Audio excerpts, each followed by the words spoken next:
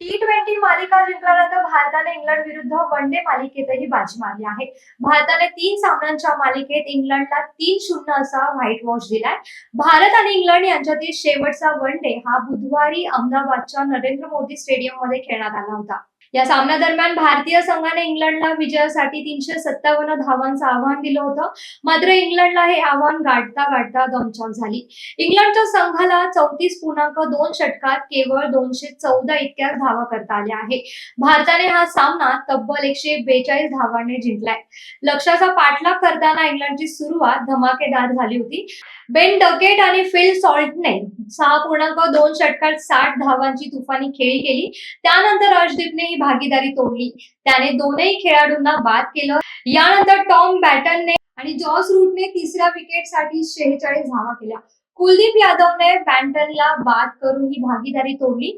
त्यानंतर अक्षर पटेल अनुभवी जो रूटला 24 धावांवर आणि हर्षित राणाने कर्णधार जॉर्ज बटलरला 6 धावांवर पॅव्हेलियन मध्ये पाठवलं. टॉस हरल्यानंतर पहिल्यांदा बॅटिंग करताना भारतीय संघाने 50 षटकात 356 धावा केल्या. भारतीय संघाची सुरुवात चांगली झाली नव्हती. गेल्या सामन्यांमध्ये शतकवीर रोहित शर्मा दुसऱ्या षटकामध्ये बाद झाला. त्यानंतर शुभमन गिल आणि विराट कोहलीने मोर्चा सांभाळला. दोघांनी दुसऱ्या विकेटसाठी 116 धावांची भागीदारी केली.